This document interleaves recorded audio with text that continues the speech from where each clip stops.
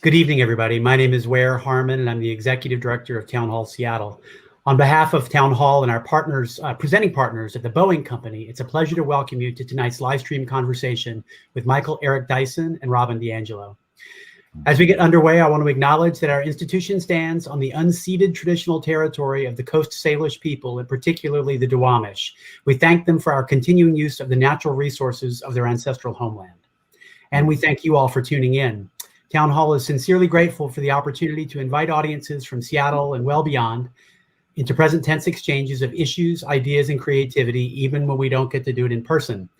Town Hall has hosted over 100 virtual events since the first announced stay-at-home order and will continue to produce online content into the new year. As circumstances allow, we'll even resume live streams from the building. But meanwhile, if you're like me, you can't find enough hours in the day in front of YouTube or Zoom or Crowd in the Cloud or whatever platform is called, know that hundreds of past talks are available in audio, video, or podcast form under the header digital media on our website, and many of them are really terrific. Back to tonight's program. In a moment, I'll introduce Brandon Tyson from the Boeing Company, who will in turn introduce our featured speakers. Their conversation will last about 40 minutes, after which they'll take questions from the audience. To pose yours, use the Ask a Question field at the bottom center of your screen, and Town Hall's Candace Wilkinson Davis will return to facilitate. She'll try to get to as many as possible. Also know that you can view the event both here on Crowdcast or over on our YouTube page if you want to utilize that platform's closed captioning feature. Town Hall's adding new events and podcasts every day. A few upcoming programs before a healthy midwinter holiday include the Seattle Human Rights Commission's celebration of Human Rights Day with a panel discussion on the experience of Black people in Seattle, featuring Nikita Oliver, Omari Salisbury, and others. A look at the uncanny resilience of live theater with critic Michael Riedel and Broadway producer David Stone. Matthew Clare in conversation with Marcus Harrison Green on Clare's new book, Privilege and Punishment, How Race and Class Matter in Criminal Court. And this Friday evening's chamber music showcase entitled The Impermanence of Time, which marks the culmination of town music artistic director Joshua Roman's 3-month residency. There's so much more upcoming this season, so check out our online calendar at townhallseattle.org. Our work is made possible through your support and the support of our sponsors. As I mentioned, tonight's program is sponsored by the Boeing Company. If I'm correct, and that's at least 80% of the time, Boeing was among our very first corporate partners and has sustained its commitment to our work for 19 of our 21 seasons. Boeing is a key reason that we're still here and still committed to accessible ticket prices, and we thank them for making tonight's program possible. Other civic sponsors include the Real Networks Foundation, the True Brown Foundation, KUOW, and the Wyncote Foundation Northwest. But as most of you watching tonight know, we're a member-supported organization, and I want to thank all of our members watching tonight. As for anyone else joining us, if you share our members' dedication to a broad program, bringing arts, ideas, and civic life to folks across this city, we hope you'll consider a membership as well, or even just a straight-up gift using the button at the bottom of the screen. One final piece of infomercial. We're so grateful to Finney Books for supplying the books to those who have pre-purchased Michael's book for this evening's event. The rest of you will certainly want to go deeper on tonight's topic, and so I hope you will consider purchasing your copy of the book here tonight from our partners at Finney Books. If you press the link below, it'll take you to Bookshop, an online bookstore with a mission to financially support local independent bookstores. It's the next best thing to buying from Finney directly, so keep it local and purchase here tonight. All right. After all that, I'd like to welcome Brandon Tyson from the Boeing Company with a special message to introduce our speakers. Brandon is the Chief of Staff for Product Systems and Boeing Defense, Space, and Security IT. He's also the Boeing Black Employee Association Enterprise President. Please welcome Brandon Tyson. Thank you, Ware. I'm honored to introduce our guest this evening. Michael Eric Dyson is one of America's premier public intellectuals, as well as the author of 7 New York Times bestsellers. He's a distinguished university professor of African American and Diaspora Studies and of Ethics and Society at Vanderbilt University, as well as a contributing opinion writer for the New York Times. Dr. Dyson is the recipient of 2 NAACP Image Awards and the 2020 Langston Hughes Festival Medallion. His works include Tears We Cannot Stop, A Sermon to White America, and the 2016 bestseller, The Black Presidency, Barack Obama and the Politics of Race in America. He has also written the biography of rap superstar Jay-Z, an account of the fallout of Hurricane Katrina, for which he won the American Book Award in 2007, and a study of the impact of the assassination of Martin Luther King Jr. on America. He's a native of Detroit, Michigan, and also an ordained Baptist minister. Robin DiAngelo is an academic, lecturer, and author, and has been a consultant and trainer on issues of race and social justice for more than 20 years. She's the author of White Fragility: Why It's So Hard for White People to Talk About Racism. DiAngelo is Affiliate Associate Professor of Education at the University of Washington in Seattle. Her areas of expertise is in whiteness studies and critical discourse analysis. It has been my honor to introduce our guest this evening. Thank you. Hello, Michael. Hey, Robin, how are you? I am good, and I am so excited to be able to talk to you in general because of your brilliance, and in particular because I could listen to you for hours. You're a This book is beautiful and heartbreaking, devastating, powerful. And I particularly love the way that you weave into very personal and intimate letters history. So you're showing that while these are real people, right? Because this book is framed as each chapter is a letter to a Black person who has died, mostly by the result of police violence. And you weave history into this really personal letter to these people. And there's a couple of things that accomplishes. Certainly that these are real individuals who had lives, who had aspirations, whose names we should know and we should say. But you also make the point that these are not isolated to these specific individuals, that there's a thread that connects this across history. I'd love you to just speak to that. Yeah. Well, thanks so much for joining me in conversation, having admired your work for so long and your audacity, your courage, and your brilliance. And I'm grateful for you to be here tonight in conversation with me. Yes, it is extremely important to say their names, to weave a tapestry of collective grievance, hardship, and hurt, while at the same time acknowledging the individual basis of their, glory, their grief, their struggle, their posthumous acclaim, which ironically enough, perhaps even paradoxically enough, we only know them for the most part after they died. We didn't know these individuals before they passed for the most part. And so I did want to have a conversation with them, not about them. And as you say, these letters framing a conversation that is crucial for the nation to have, that is crucial for our communities to have.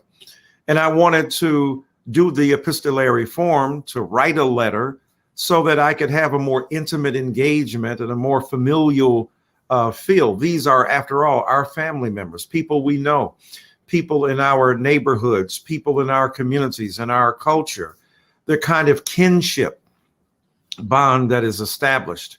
And I wanted to do that by means of the rhetoric and the textures of the letters themselves, but also the form, the genre, to evoke a kind of intimacy with them, that we've come to know them through brutal circumstances, through trauma. And perhaps it is re-traumatizing for some, and I understand that. But I think about the comparative loss we would have if we wouldn't dig deeply into the suffering that they endured in order to tell the truth about how they died, so that we could prevent this from happening in the future. But I thought it was important to tell those stories, to weave history and psychology and sociology and social theory and understandings of culture and pop culture and the like into these narratives, so that we could make them more presentable, more accessible, but also show the depth of the kind of consideration we must engage in order to really understand what happened to them and what we've got to do about it. Well, and you do such a beautiful job of that. And you do make the point throughout that white America doesn't know these people, right? That we live separated lives, segregated lives. I often think about it as, I was not meant to know or love you. I was not meant to see your humanity. Right. And so I see you trying to bring their humanity to us. Mm-hmm. What do you see as the consequences of, I would say people, but let's be honest, white America, not knowing our history, not being able to pull those threads and trace that trajectory across time? Right. It's beautifully stated. I think a lot is lost in the process.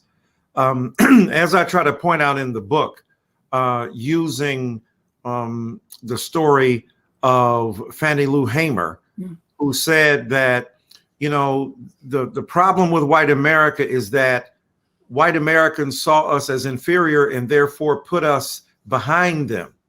And when they put us behind them, we have to learn everything possible and necessary about white America in order to survive. Is Massa in a good mood? Mm-hmm. Is the landlord doing well today? Is the person driving this plantation full of good or bad energy? Is it likely that my employer will speak negatively of me if I ask for a raise? So from the plantation to the post-industrial corporate structure, Black people have had to master whiteness, have had to understand white people because our survival so often depended upon it. And even when, Black autonomy is put forth through Black nationalist narratives saying, why should we be concerned about white people? We should be concerned about a Black universe as normative, and therefore, dismiss the necessity of any deference or acknowledgement of the white world. But in the real world, and the truth of the matter is that knowing white folk has made Black folk survive, has meant that we have been able to master whiteness in order to survive, to struggle against the limits that have been imposed upon us. And we had to know how to trick, how to resist, how to con, how to be cunning and clever, but also to navigate, Brer Rabbit and the Briar Patch and the Eshu Elegba and all of the tricksters that have been generated within African and Black American folklore toward the end of trying to figure out how we can get over on Master, how we can also derive a living in the midst of a white supremacist culture that really denied us access to our own humanity. So I think what white brothers and sisters miss is that they don't have that sense of necessity when it comes to Black life. Take it or leave it. We're curious about it. We'll study it. If not, no skin off our backs, no water, off of our necks. There's nothing lost when we don't know about Black life. Now, when we hear Aretha Franklin or John Coltrane or Toni Morrison, when we read her, or James Baldwin, or when we take in Jay-Z or Beyonce, we understand what we're, being treated to, a festivity, joie de vivre, a kind of serious investment in joy, and a kind of understanding of the soulful capacity of Blackness and the magnitude of our humanity articulated through sports, through pop culture, through literature, through preaching. And so they get a sense of that in the most visible avatars and symbols of our culture. But for the most part, the ordinary Black person is obscured, and the genius and the courage and the power of that ordinary Blackness is somehow deflected and unknown to many white brothers and sisters, which is why they're surprised in so many instances. Think about the fact that, to take an example, when Barack Obama was running for president and the sermons of Jeremiah Wright came to the fore. Well, Black people have been hearing preaching like that for hundreds of years, a couple hundred years at least, and more than that. And so, in the Black public sphere that is often rendered private because of lack of white curiosity deadened and deflected knowledge of Blackness. Jeremiah Wright's church wasn't closed before Obama ran for president. It was not a matter of white concern, of white import, of white empathy, of white engagement. For the most part, I'm not saying no white person knew who Jeremiah Wright was, but I'm saying white culture en masse, the broader political sphere, white identity was not impacted by him, therefore unconcerned with Jeremiah Wright. But once those sermons became, an issue, and he became a bête noire, and it became a representative of the president's, that is to be Obama's, ostensible hatred of whiteness, then all of a sudden they were glomming onto his sermons and deconstructing every syllable and looking at every adverb and looking at every announcement made in the church, because all of a sudden it became of interest. So Black people are used to existing in a parallel universe where even our great genius, for the most part, is ignored by white people, and they're deprived of not only an acknowledgement of our humanity, but an enriching of their humanity as well. Yeah, I see that creates a false sense of relationship for white people. Like we worship these heroes, these images, these singers, these athletes. And so we think we have relationships across race, but we don't actually have any authentic, sustained relationships. So given that, do you think there can be authentic relationships between Black and white people? Oh, I think absolutely right. But as you've indicated, it has to be in an arena, in a sphere, in a zone where whiteness is willing to be vulnerable, where whiteness is willing to unmask itself. Right? The pandemic has taught us the virtue of masks, but as Paul Laurence Dunbar said, we wear the masks. We've been wearing masks for centuries. We've been covering, coding, distancing ourselves from the dominant white society, smiling when we felt grief inside, stepping up to the plate, and in the midst of our suffering and the trauma we have endured, performing nonetheless. The irregardless character of Blackness, no matter what we confront, we've had to be strong. And so we've projected a mask. We've worn a mask, a facade in the technical sense of the word, where we've had to cover and not reveal to the white world what we were truly feeling, which is why partly the brilliance of your work in terms of white fragility, when white folk ever really hear what Black people think, right? White brothers and sisters say what they believe all the time, except in specific instances where they don't want Black people to feel that they're racist or they're fearful of saying something that will offend in polite company. But behind the doors and among themselves, they are constantly speaking about their perceptions of Black people. But, you know, it's amazing that when they finally hear what we really think, we've been holding back, we've been moderating, we've been modulating, we've been refusing to expose the full range of our beliefs. We've been refusing to express the full energy of our disgust. Because to do that, first of all, would get us caught up in a kind of an emotional catch-22, where once having started, we may not be able to finish in the appropriate fashion or to contain ourselves. So we would rather suppress it. And in one sense, this is why Black people understood Barack Obama's reticence and hesitancy to address race, because his experience was our experience writ large. But when Black white folk finally get a taste of our minds, right? Who is the Black Donald Trump? Who is the Black Dr. Phil? Are you stupid? Or Donald Trump, you're just stupid and idiotic. What about if we said to white folk, you are one of the most insanely unintellectual, unintelligent people on the face of the earth. You Yahoo from where, right? We would be assaulted, despite the kind of, classist implications in what I just said in terms of how Black people might respond to white brothers and sisters. We can't tell the truth. We can't show our disgust.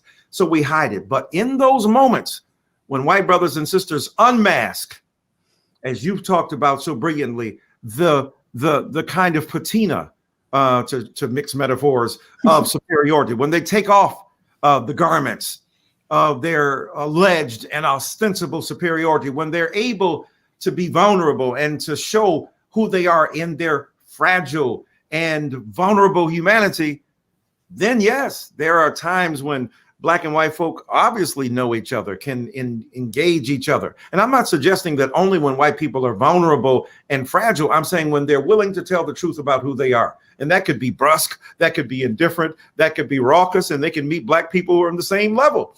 And then the two shall meet.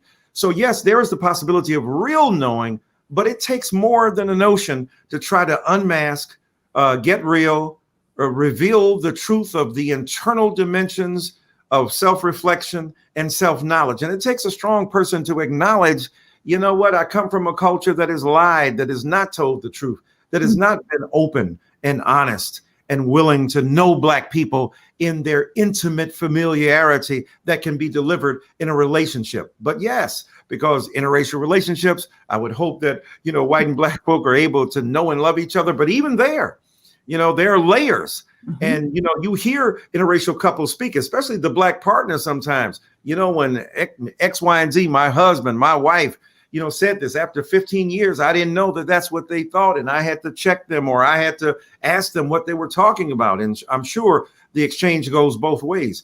So, yeah, I think it's really possible, but we have to be intentional and we have to be open and honest. Yeah, and it doesn't manifest through the thin veneer of niceness. Right, exactly. And you relate your letter to Sandra Bland to white comfort, and you talk a lot about police, and that she basically wasn't going to uphold their comfort by, she talked back. She didn't play that game. And so the theme of the relationship between white supremacy and policing is all the way through the book.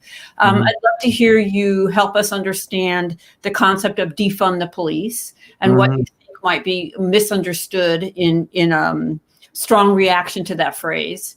Right. Yeah, I think, look, it does weave throughout the book because so many Black people have lost their lives interacting with police. And I wish our former president had taken a greater measure of the desperation that Black people feel and their progressive allies, their angst, their anger, sometimes their hostility, because they have been so dismissed, so ignored, that I wish he would have said more than that kind of, toss off phrase, if you're interested as I am, how interested are you, Mr. President? And you're not interested in defunding police. You were the president. You weren't trying to really shift resources in a significant fashion away from the militarized zones that police departments now are. Now, to a degree, yes, he was trying to, de-escalate the stockpile, so to speak, of militaristic weaponry that could be handed so easily to police departments, transferred to them from, war zones, and the machinery that had been used there that was no longer being used there, that was now being transferred to domestic police forces, which has amped up and armed them quite literally with weapons of mass Black destruction. I wish he would have been a little bit more sensitive and said, I understand why people are outraged, because Black people are dying. Wouldn't you come up with radical reimagination for policing? Wouldn't you understand why, when their backs are against the wall, they feel that they have little reason but to figure out a new way? Because let's be honest, and we could have pushed the president a little bit more. Haven't we tried reforming the police? We've been trying that. That ain't nothing new, right? Under your administration, until Eric Holder really pushed the issue and those consent decrees were being generated in major police departments, by the way, that were calling Obama the N-word in many of them. Some of them were caught doing so. So they were demonizing him personally. And to his credit, he always tried to remain above the fray and not to be personally implicated in the process. But a little bit too cool means that your existential position, because you got bodyguards in the Secret Service, and the brothers and sisters on the street ain't got that. And so a little bit too cool because you now universalize your particular experience. Plus, he's speaking as Pharaoh. He ain't speaking as the people in the street trying to be involved with the Exodus, right? The irony is Pharaoh looks like the people who are making Exodus. For the first time, and I don't mean this disparagingly, I'm talking about as a job description. You are the major political figure. That's what I mean by Pharaoh. But using the biblical metaphor, or at least the example, if you're Pharaoh, the people who are saying, Pharaoh, let my people go, are your people. And in this instance, they are saying to former President Obama, look, defund simply means we want to move resources. Like in LA, they $150 million they were moved toward other issues away from the police. Public safety is not exhausted by the police. There are other means, mechanisms, and media for, policing in America, or at least for public safety.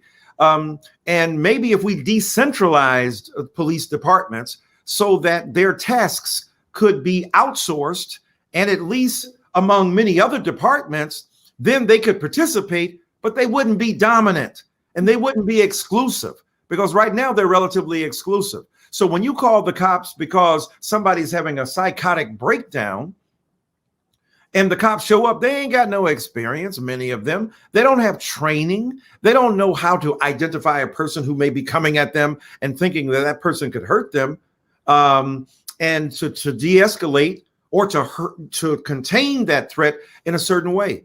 So defunding the police means let's figure out new ways to assign value to human beings by assigning funds to other arenas of public safety that would then undercut the swelling and swollen budgets of police departments. Because as other departments are being cut, police people are seeing a rise and an uptick in some of the investment in their particular departments. We don't mind defunding education. We don't mind defunding social services for poor folk in America, but we seem to have a problem with defunding the police. That's because they have extraordinarily powerful unions that are literally out of control, that need to be policed themselves. So I wish our former president had evinced a kind of deep and profound sensitivity toward those who feel desperately outraged by the apparently unlimited exercise of power that these police departments do. And we know that because of qualified immunity, even when they get arrested, it's a rare thing. And usually they're not going to get convicted, or usually because of qualified immunity, they're not held to personal account by the Constitution as a public servant for acting on the job in defense of the public good, as they might define it. And therefore, even at the loss of life, they are not held personally accountable. So yeah, when I say, when many people talk about defund the police, they ain't talking about yanking the police off the street and making sure they don't have jobs. It's assigning them the valuable intervention that might mean less carnage for Black and brown and indigenous communities, and a respect for human life. I'll end by saying this in this section. You just saw the tape that came out a couple of days ago where the white guy is talking to the police after they approach his SUV. He's got a gun on his seat that they see. And they beg him to get out, and he refuses to. They draw their weapons, at least one of them, talking to the man. And he says, "How dare you? And I have a right as a citizen of America." He is fighting with them as if he is equally armed, not just with his gun, but with his knowledge and his whiteness against theirs. And he is pitting the belief that they will not engage in a hostile act that will take his life from him. He has such utter confidence. That's the revelation there, that he will not be shot, that he will not be hurt, that he will not be harmed, that he will not be killed, that he takes off while they have their guns drawn and they do not shoot him. Jacob Blake in Kenosha, Wisconsin is walking around his car. And when he opens his door, they claim to have seen a knife in there and shoot him 5 times, shot at him 7 times, I think hit him about 5 times, just by spotting with their eyes. No attempt to pick the knife up. And this young white man has the gun next to him. This is the kind of thing that I wish Obama would show some sensitivity toward.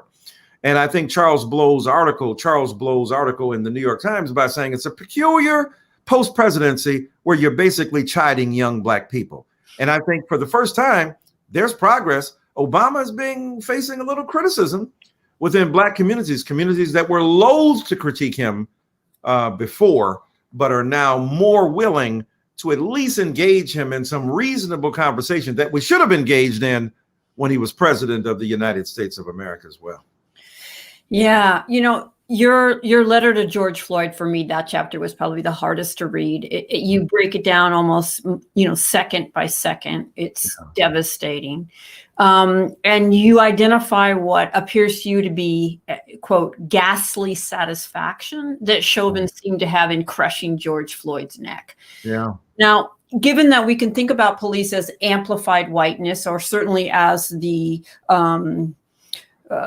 policing of the boundaries of whiteness and white supremacy. And because I know for me, I always want to say, okay, I don't relate to a police officer who would do that. Right? But I am not separate from this system. I have my own version of internalized white supremacy, right? And so do you see, or how do you see a similar ghastly satisfaction in white people who would be horrified at seeing and were horrified at what they saw on that tape? What is the more mainstream, everyday version of that look like from well-meaning folks like me?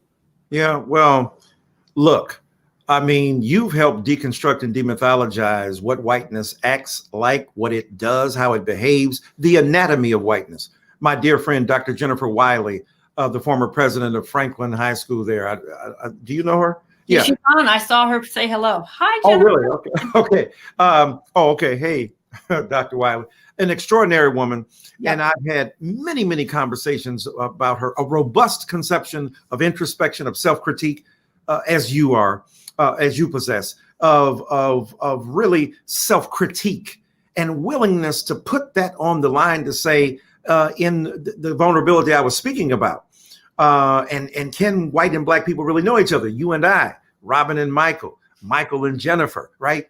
To know each other because we expose our innards to each other and we take the masks off. So the everyday version of the kind of ghastly satisfaction might not be the knee of Derek Chauvin boring into the mortally depressed column of George Floyd, so that as he begs for relief, as he begs for breath, he is denied, he is ignored. So to me, in the everyday world, it's when, I go down the street, I must tell you, I go into buildings, and unless I speak to white folk first, they rarely speak to me.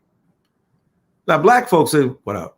Sabna, how you doing? The head nod. Now, I know that's cultural telegraphing. I know that's the semiotics of black identity, the significations, especially of black masculinity, but black people in general, and the kind of connectivity that we articulate as a predicate of our cultural and cultural and racial self-understanding. So I'm not trying to impose that on everybody, but it is sometimes extremely harsh.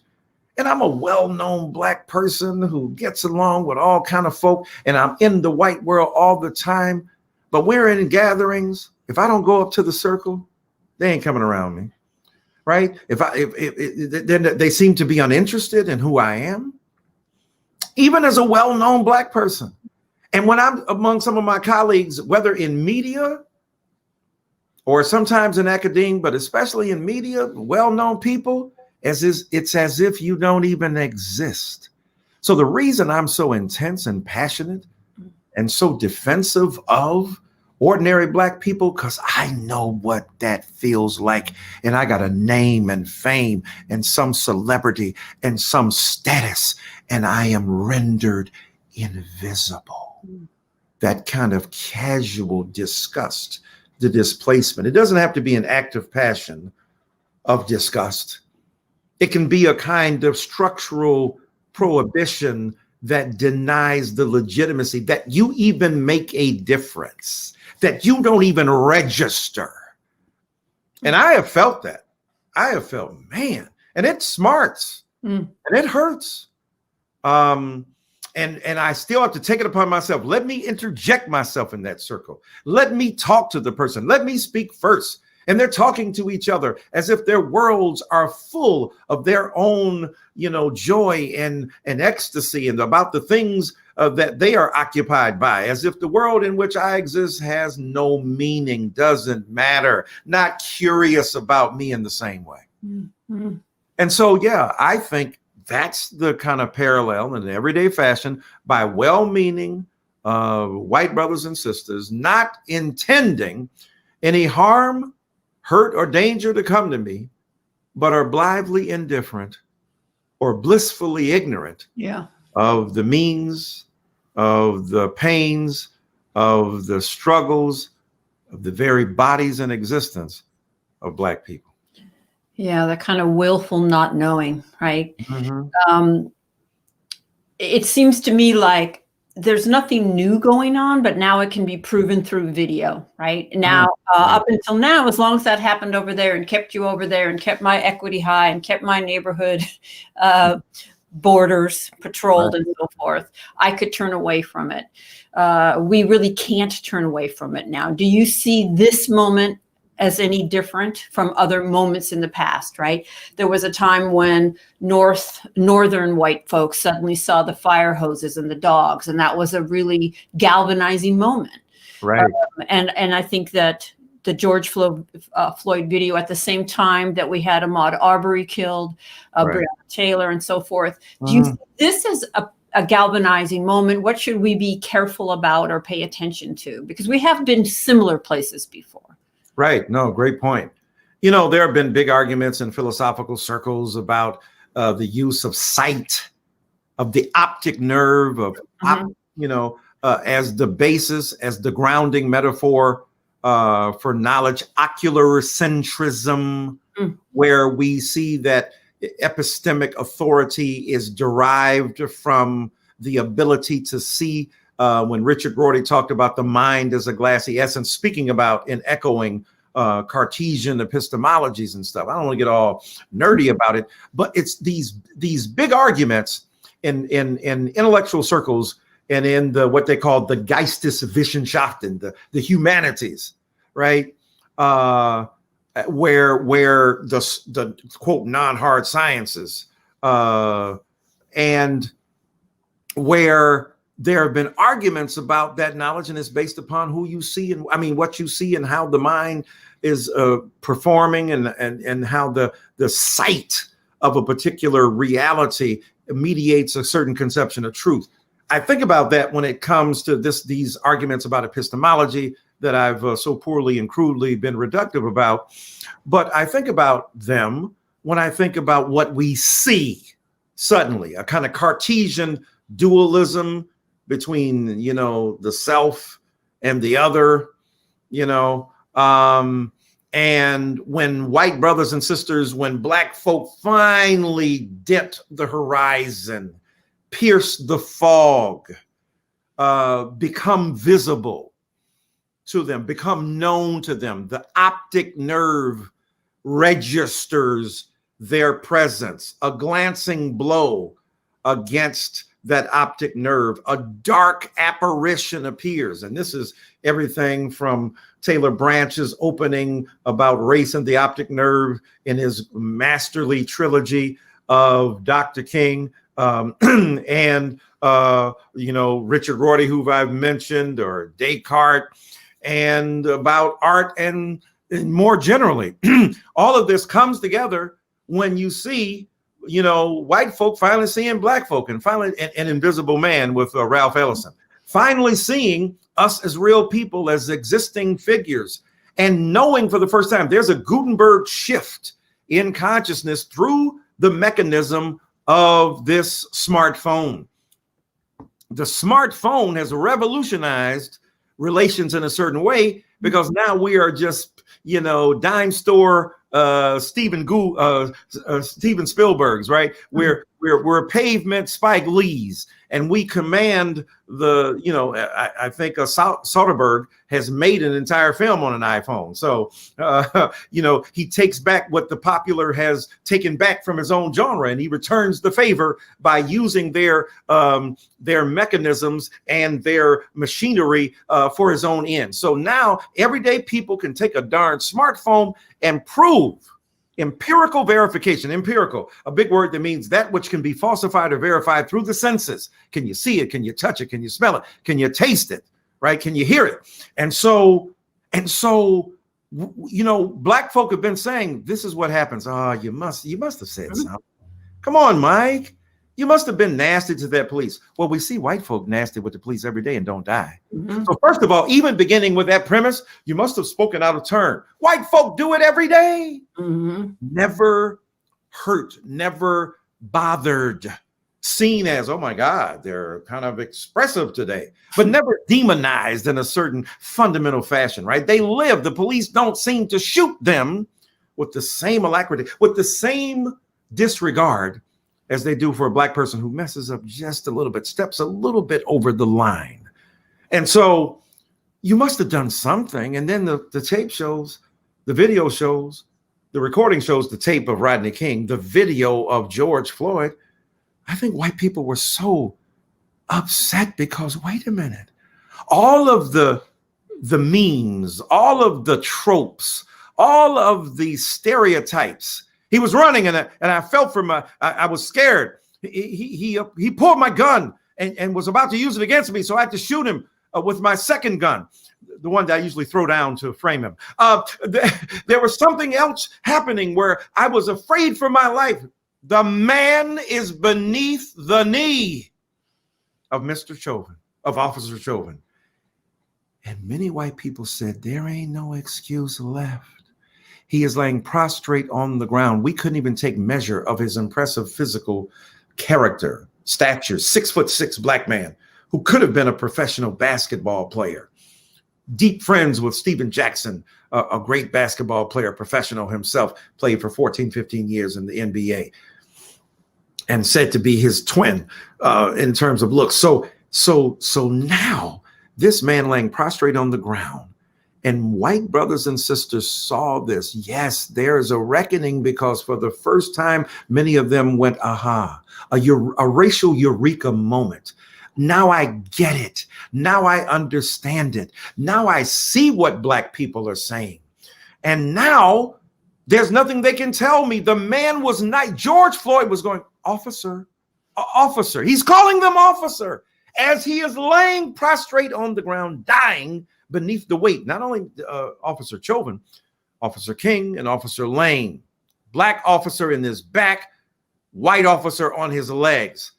This gives the lie to multiculturalism and multiracialism at a certain level, and certainly diversity without equity. Mm-hmm. 2 white cops, a black cop, and an Asian cop helped kill George Floyd. This is diversity without equity. This is the nightmare of having multiple strains of racial tyranny articulated on the body of a black person, that the only agreement is among that radical diversity of ethnicities is that that black body must be contained. So that the internalized oppression of white supremacy has seduced the multiracial lineup where diversity becomes a handmaiden for subordination and oppression. And so many white folk, because they were home on their screens, on their computers, on their iPads, on their iPhones, and because of the pandemic, got a chance to see another pandemic. The global pandemic of a virus forced them to see the racial pandemic of anti-Blackness in their own homes, on their own screens. And that sent a bunch of white folk into the streets. The swelling of the numbers so that it is the greatest struggle against white supremacy and the greatest, but even more particularly, the greatest movement for social justice, the greatest protests that we have seen is because white bodies were involved, were invested. White folk were shook, were challenged, and to a certain degree felt that they had to do something that was marked, that was obvious, that to counteract the routine invisibility of blackness. Think about Hannah Arendt, when she talked about the way in which evil is routinized, so to speak, the banality of evil, right? The routinization of it, the unmasked, it's everyday. It's Eichmann, who's an apparatchik of the state. It's not some person at the top dictating terms. It has filtered down to the everyday level. The quotidian is the instrument of a kind of inequality and a kind, in their case, of evil, and in this case, evil as well, to snuff this man's life. The man just doing his job. These are cops just doing their jobs. This is not the KKK. This is not the White Citizens Council. This is not the Proud Boys. These are the police. This is Eichmann. Not in Jerusalem, but in Minnesota. This is the way in which the ordinary practices of the state are reified and reinforced, articulated through the practices of the ordinary carrying out of job of officers doing their job, and it is to murder and contain Blackness. So white folk hit the street.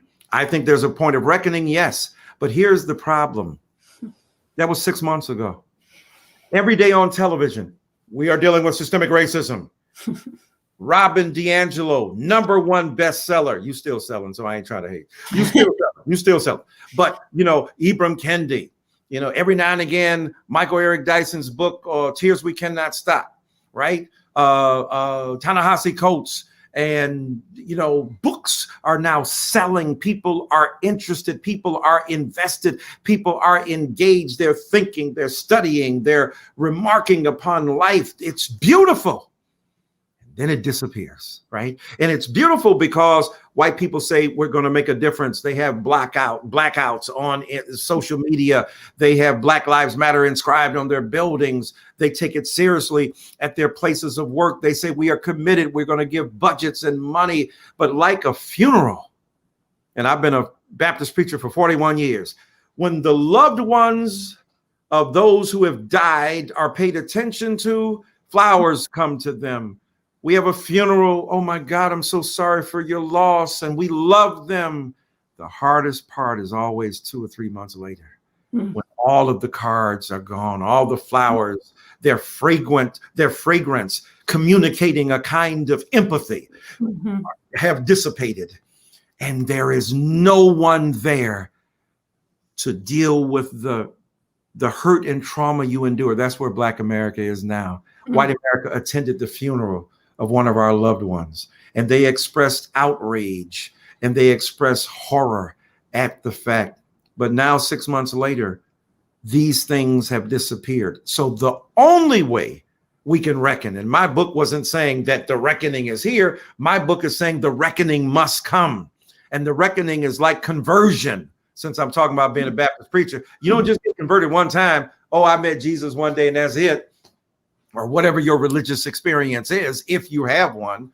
You've got to keep reaffirming it. You've got to keep reassigning value to it. It's like romance. Race and romance have similar traits. Yeah, white folk were in love with us in the romance of white and blackness. We love you. That was that moment of Black Lives Matter. We love you hitting the streets, even dying for us. In Kenosha, Wisconsin, the 2 men who died in the Black Lives Matter protests were white men.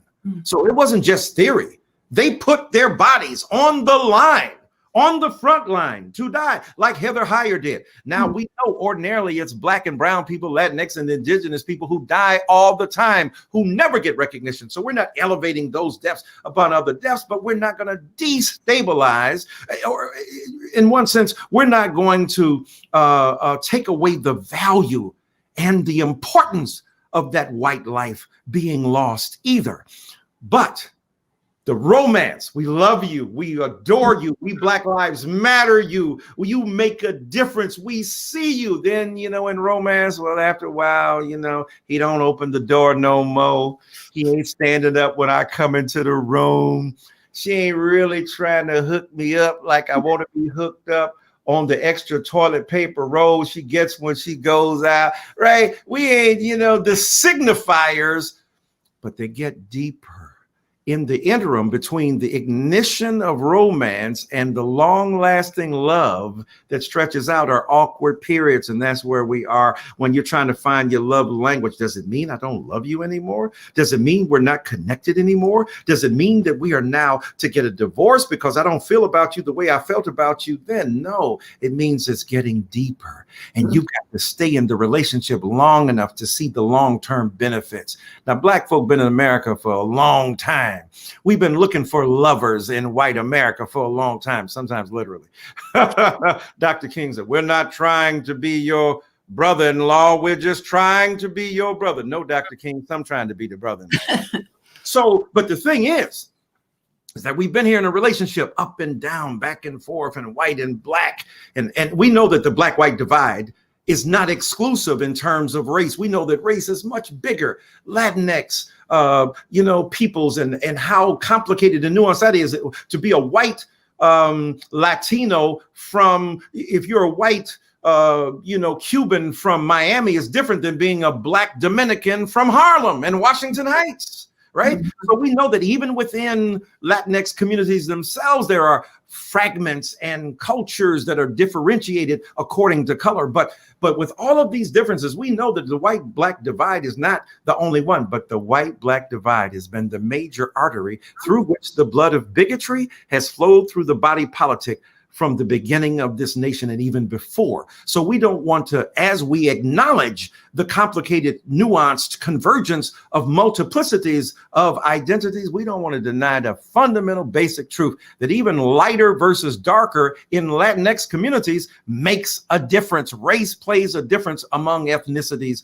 or similar ethnicities as well. So my point simply is that yes, there is a reckoning, but we're at the point now of the long-lasting, long existing love affair that must have not just episodes of ecstasy like when George Floyd died or the mourning that attends Black trauma, but how do we on an everyday level? What do we do in corporate America? How do we do with our schools? How do we pay attention to difference in our relationships? How do we go to our homes when we go home for Thanksgiving or Hanukkah or Christmas and we confront the bigoted people we love and tell them the truth and say, no, you're wrong. Mm-hmm. And so all of that is real. I think the reckoning's possibility is here, but we have to intentionally do it. And as you pointed out in your brilliant work, and I've talked about, Dr. Jennifer Wiley talks about now in her work as an expert and a consultant, it takes all of us writing, thinking, reading, reflecting, digging into the depths and recesses of what whiteness means and what Blackness means and what Americanness means, and then excavating from that enormous possibilities that can help us redeem this nation and make the racial reckoning that is necessary a reality. Thank you. Well, I know they're going to want to ask questions. I so want to hear you riff just a little bit, and then I'm turning it over on cancel culture, because I think it's connected. As someone who speaks about race, don't I know you cannot get it right by everybody. Right. So can you just give us a minute or two? Yeah. I'll just riff a little bit. Look, I want to cancel culture. Let me just put it that way. Right. It's a lot more complicated than that. Look, I understand why cancel culture involves two arenas that we can't get right. Race and gender and sex, right? We just can't get it right. Yeah. And it's difficult. It's complicated. It's nuanced. And so I understand why people want to cancel somebody, why you want to cancel Harvey Weinstein, or you want to cancel Bill Cosby, you want to cancel R. Kelly. I get it. But most of the canceling is parallel. It's horizontal. We ain't getting at big figures like that. And we have to have spectra. We have to have spectrums. We have to have continuums and continua. We got to be able to say that Aziz Ansari ain't the same as Harvey Weinstein. And we've got to understand that you can't adjudicate a bad date through the automatic discourse of Me Too. That racial reckoning can't happen where you begin to witch hunt people. Hey, you're a white guy. Did you use the N-word 20 years ago? Probably did. Right? When we, probably did, and don't act like you ain't known that that's a problematic and racist thing. But where are you now? What are you doing now? Imagine if you were a 13-year-old kid saying some stupid stuff, even some racist stuff, and then you get drafted by the NBA and your stuff comes to light. Are we going to cancel that kid like you're done? No possibility of having a future? Now, if he still believes that, we can have at it. But if he says that was some dumb stuff I said back then, just like you listening to some dumb, sexist, misogynistic music, right, in hip hop that that you just now are coming to grips with, I just don't think that we should cancel human beings. I think it's white supremacy by proxy. I think it's admiring. The Bible says that I read, envy not the way of your oppressors. And cancel culture is envying white supremacy, its ability to eviscerate and to eradicate. I don't want to cancel people. I want to charge them. I want to challenge them. I want to come at them. I want to hold them accountable, but I want to provide opportunities for them to be restored and redeemed. I believe in restorative justice, not retributive justice. An old preacher, one of the greatest preachers ever that I picked up once from his hotel room to take him to church and in my car. And I was a kid, 21 years old. And I was assigned to pick him up that day. And in the hotel room, as he was collecting his suitcase, he said, "Young man, when you're young, it's easy to damn the heap pile of humanity. It's easy to tell people they're going to hell. It's easy for you to pronounce judgment over their lives." He says, "But when you get older, it's better to try to get into the heap pile with the people and help them get the way out. Figure how they can get out from the madness and the morass into which they have been thrown." And he says, "The older I get, the more I preach about grace." Then he paused and he said, "Maybe it's because I need more of it. I'm a Baptist preacher. I need grace. I need understanding. We all gonna mess up. Don't wait and see. Well, Dyson is talking about, racial oppression and speaking about gender oppression and identifies with women. What has he done in his a bunch of stuff that's messed up? Trust and believe, and I ain't telling you for free." And I don't want you digging it up either. So the thing is that none of us are perfect. And cancel culture is, as Margaret Atwood warned us, when we begin to adjudicate competing claims about truth or justice on the internet, it's messed up. As jacked up as the criminal justice system is, I'll take my chances of having a judge and a prosecutor and a defense lawyer than the mob, the digital mob of cancel culture. They ain't trying to hear, wait a minute, is another aspect of Robin DiAngelo? No, she said this, and she has to be canceled, and she is wrong. Wait a minute, what did she say? Did you ask her? Did you ask people around her? Is there some countervailing narrative? Is your narrative? No, it is the lynch mob that they use to kill Emmett Till, that they use to lynch Black people, that is digitally appropriated. Now, I don't want you to think I'm being hyperbolic. I'm saying to you, though, people's careers have been killed. Yes. People have been disappeared, like Pinochet. They have been evaporated. And I think it's deeply and profoundly problematic. Held to account, yes. Consequences suffered, yes.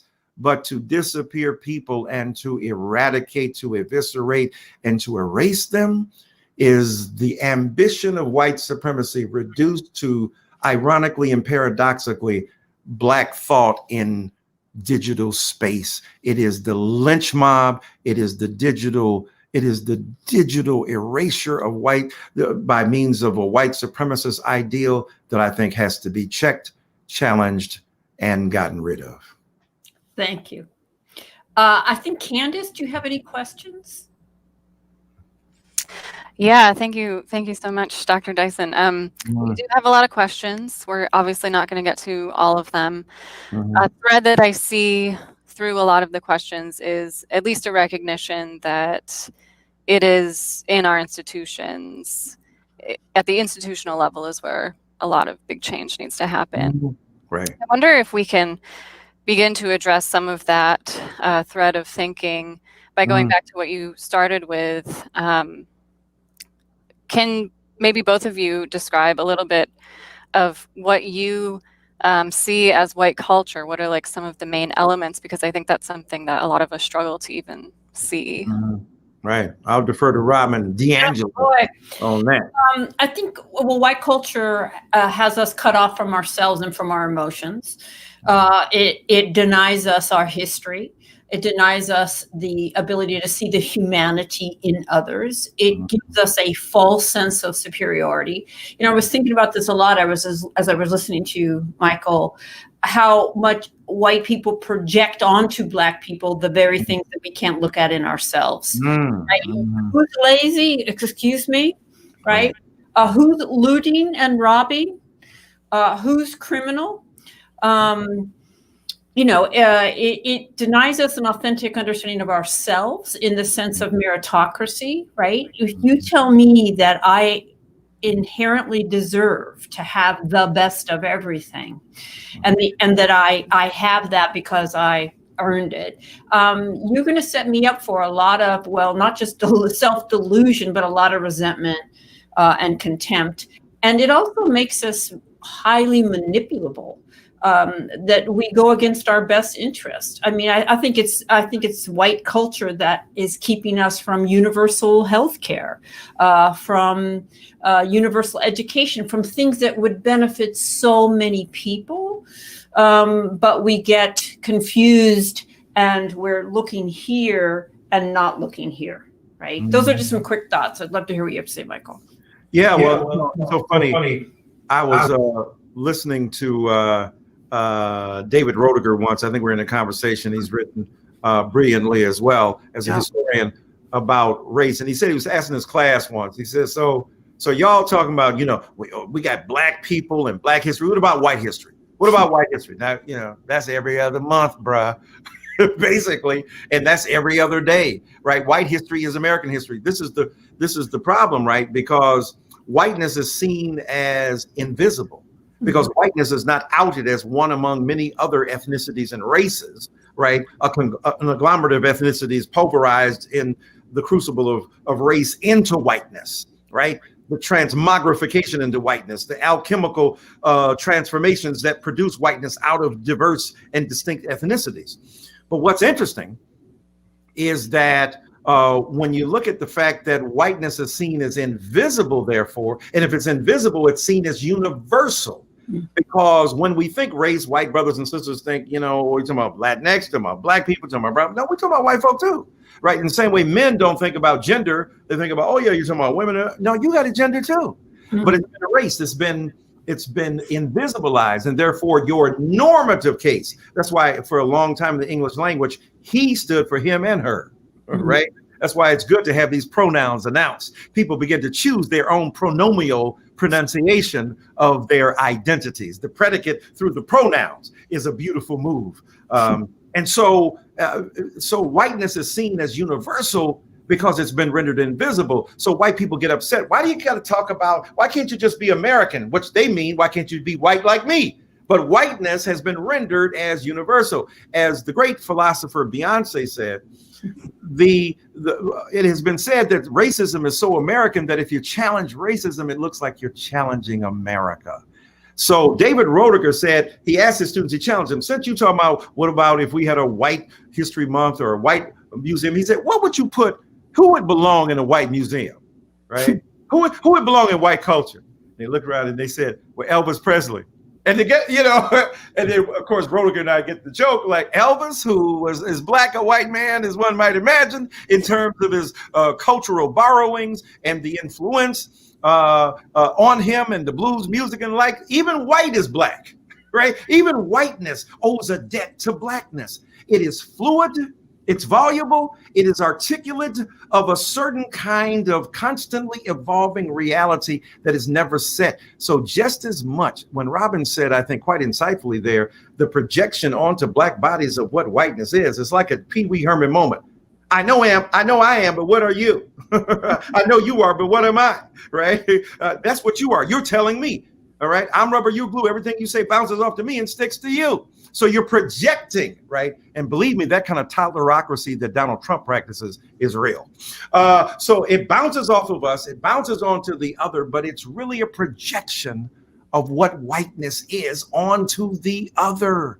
And the lapses, the lack of efficiency, the horrible sense of lost self-confidence that is dressed up as arrogance, I think, is manifest there. So yeah, for me, whiteness is a project that is constantly evolving, but it has some a thread going through it, as Robin has brilliantly talked about. It's about supremacy, it's about superiority, it's about the myth of stability and a kind of inherent ingenuity. But I'll tell you one thing, if nothing else, the presidency of Donald Trump has once and for all, should have been true.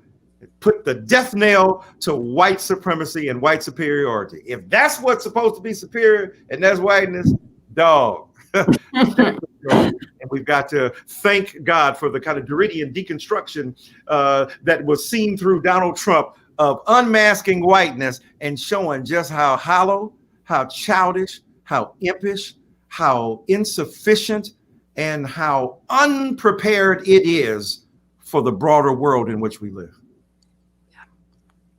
Yeah. One of the institutions, I think maybe you could touch on that, we haven't yet this evening, is been questioned a couple times in here. One question from Nima and one from Craig about school systems, trying to redo the way that we teach history in America. How do we reckon with race in our school systems, and how do we prioritize the teaching or mandate the teaching of Black history in our schools? Well, I know Robin's got something to say. I'll briefly say this. Look, you got to treat it like anything. You got to treat it like it's part of the history, not just a subsection, right? Black people are American history from the get-go, right? Now, do we need to turn to one of our greatest historians, Stevie Wonder? First man to die for the flag we now hold high was a Black man. He's teaching you, right? Look, listen to Black Man, which talks about many other races and ethnicities, right? As is wont, as Black people are wont to do, to be generous and gracious in not only talking about Blackness, but talking about the whole range of BIPOC or, diverse ethnicities and races. But look, Black folk been there from the jump. So when you talk about Black people, you're talking about American history, but it has been the willful denial of Blackness, right? As Gore Vidal said, we live in the United States of amnesia. And what's interesting to me is that white folk can't get enough of history when it's about George Washington or Aaron Burr or the founding fathers and the founding mothers, and about, what ships were built 200 years ago, and what about Abigail Van Buren was doing, and what the president was, talking about, and Abraham Lincoln or Benjamin Franklin or the like. And it's beautiful, and I get it. But boy, when it comes to race, when it comes to Black people, can't you people get over it? Why do you keep talking about that? This said from a culture that reenacts the Civil War every year. Bruh, it's over. I don't think it's still going on, except it is. And this, what the South has proved, they lost the war but won the battle of interpretation. And I think that's where schools have to be especially insightful through their pedagogical practices, through the textbook makers in Texas, who give one paragraph to slavery, and Black culture is reduced to Martin Luther King Jr.'s "I Have a Dream" speech, and Obama is president. Oh, by the way, that's it. So I think we have to do some serious interrogation of the institutional matrices that contain the desire to be educated, but schooling is different from education. Education is the lifelong practice of learning and evolving in your understanding. Schooling is the attempt to institutionalize the impulse toward education. And I think in that sense, we have to be very deliberate and very intentional about what we do to integrate Black identity, Black ideas, and Black institutions into the larger fabric of American society and history. It's a huge question, right? I mean, we are talking about changing the structure of education. We need a revolution in education. I think it's going to take a little bit of civil unrest. It's going to take teachers saying, I can't teach truncated history. I can't teach a false history. We can never understand history and separate out what we call Black history, as if that occurred in a vacuum and isn't American history. And they're going to have to hold firm and say, I can't teach that. And parents are going to have to demand that we are taught our true history. And so that, it keeps coming back to each one of us has to play a role in pushing this forward. We have a question here from Deborah. Dr. Dyson, can you share your thoughts on reparations? Yep, we need them. Let's get them as soon as we can. What's up with the delay? I mean, look, we've had reparations in many parts of the world. They are due. They are owed. They are legitimate. There are many ways to do them. There are many ways to think about them. It was remarkable during the last presidential round of debates before Joe Biden was chosen as the Democratic nominee, where we were having serious conversation about whether or not reparations should come forward. That's another part of that. We were reckoning with race 6 months ago. We'll see how reparations gets on the docket under this new president, for whom I have great respect and for whom I hold great hope, actually. But reparations are critical. They're vital. They're necessary. They are part of the moral vocabulary of any culture and the political integrity of a culture. After all, white supremacy, apartheid, and racism were governmental projects that were supported by law. The Supreme Court in 1857, Roger B. Taney, the Chief Justice, said black people have no rights that white people are bound to respect. It was written and inscribed into the law. We were taken as property. Forget having it. We were treated as property, as chattel, as cattle. We were treated as things. We were dehumanized in such systemic fashion that we have yet to regain our standing in a culture that fails to acknowledge not only our humanity, but the necessity of returning to us that which has been stolen. So reparations are a fundamental and foundational element of what we need to do in this country. And we've got to have some serious arguments, some serious advance, and some serious strategies for how they will be distributed, how they will be conceived, and how America has to grapple finally with that issue in order to be mature and whole. Thank you. I think that I might just close and ask you both to give your thoughts on, the next few months and years. This seems to be one of those moments in history where we have a chance to really change and a chance to really take a turn in a different direction. And I wonder if you can just leave us with your thoughts on how much hope you have that will come to fruition, and maybe where you see it happening most. Most. Well, I'll go first so you have the last word. I was thinking about this when you were talking about the moment we're in and what happens 6 months later, or when it's not so easy and it's not so, for lack of a better word, stylish.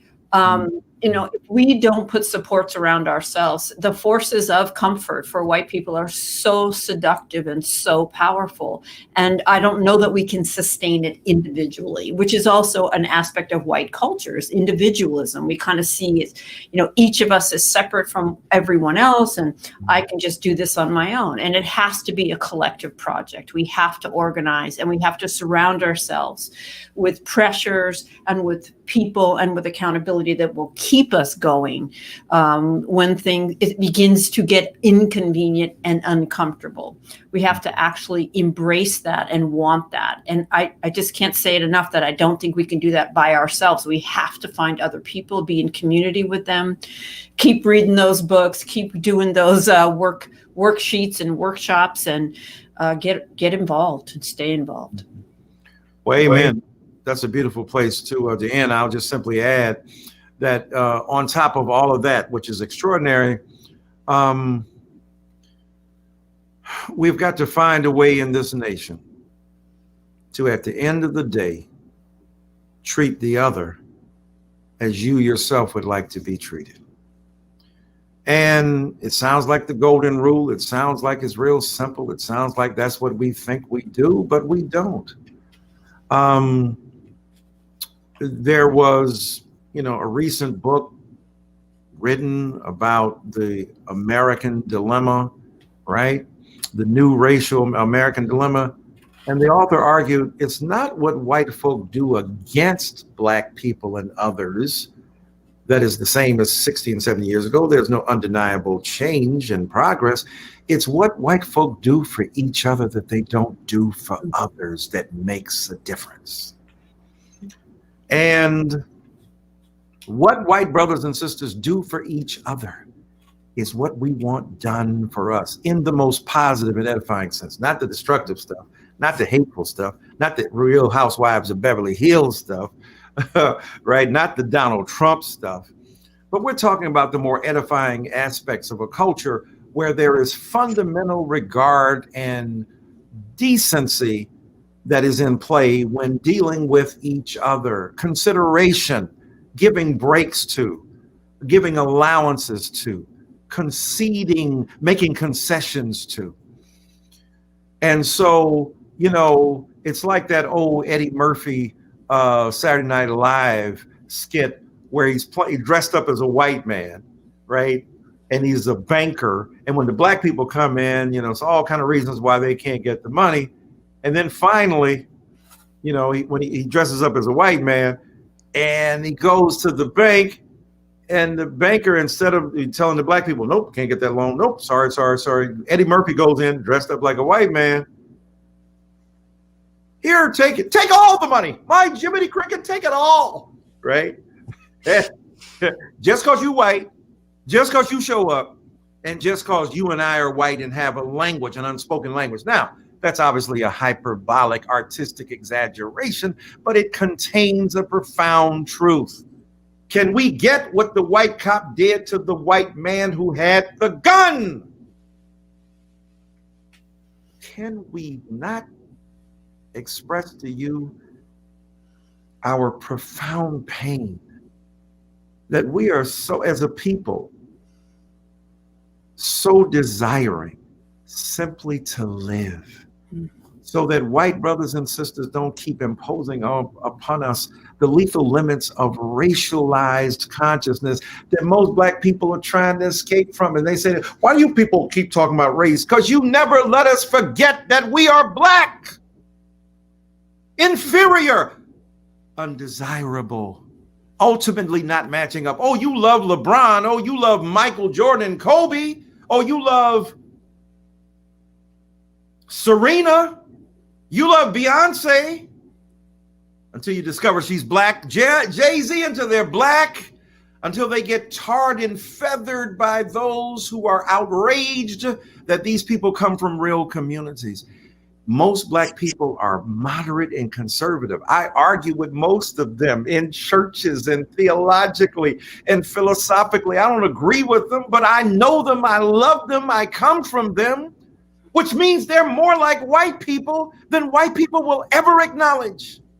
There would be far more black Republicans if there weren't such vicious pockets of hatred for blackness where white people have shown their asses and what their asses are and what their assets are, and they are the same, that they will worship whiteness above anything else.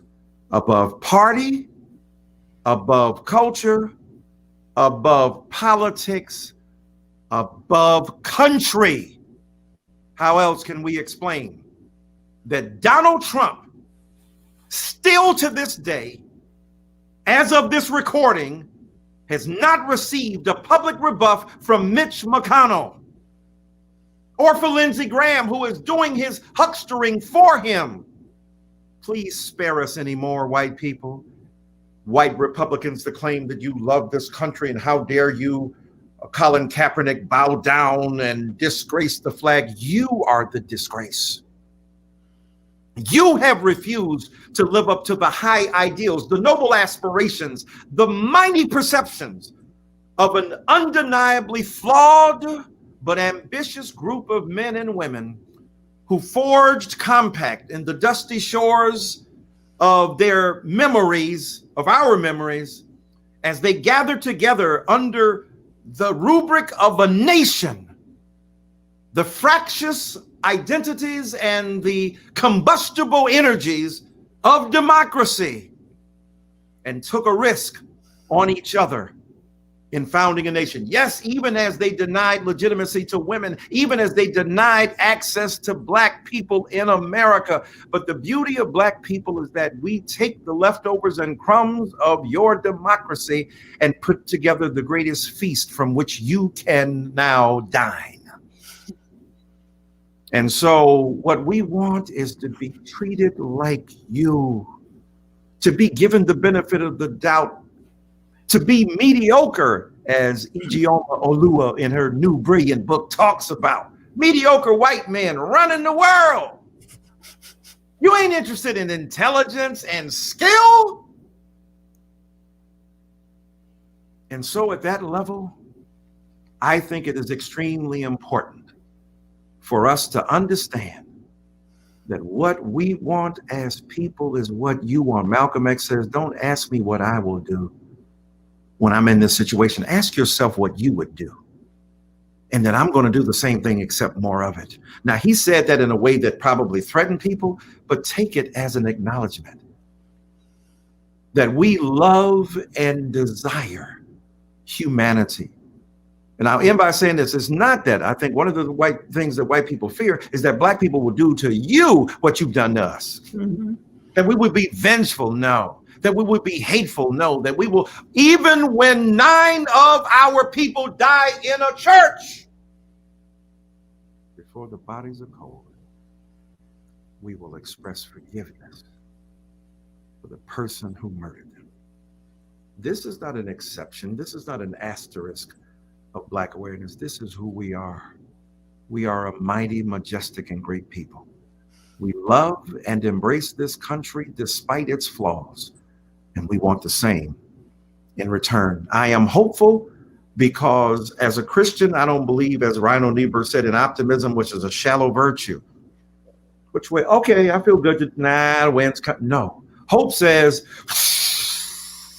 wind blowing, water's dashing against the rocks. We say, nope, we standing right here. We ain't going nowhere. We believe in America. Black people are Jim Clyburn. White America is Joe Biden. And we've been saving you from the beginning. When Jim Clyburn said, we know Joe, we appreciate Joe, but much better, Joe knows us. This is the beauty of who we are as a people. When we know America, and at your best, we know that you can find a way to know yourselves well enough to accept and love us.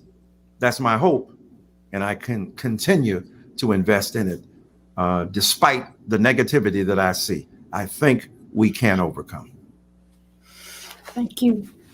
Thank you so much. I think I can speak for the whole audience to say that we'd be happy to stay here much longer and hear you, Dr. Dyson. I want to thank both of you for presenting with us tonight and for attending to, the heart and soul of America as you have. Thank you for your work and everything that you do. I want to thank the audience here as well for joining us tonight. I want to encourage you to purchase a copy of Dr. Dyson's book. Support a local bookstore if you can. The link we have here goes to Bookshop, which is an Amazon alternative. But, support your local store if you can. I also want to just mention, Town Hall is very early in its understanding of how to be an anti-racist organization, but I think there were some questions coming up in the list that might suggest people are looking for things to look to, maybe particularly locally. So feel free to reach out to Town Hall, and we can try and work together and find those resources for you. Again, thank you both so much. This has been such a wonderful evening, and I hope you both stay safe and have a great night. Thanks, Robin. Anytime, Michael. Anytime. Appreciate you, love. Bye. Thank you, Town Hall. Stay Seattle. Bye, Seattle. Finney Ridge Book. Russell Wilson, Sierra.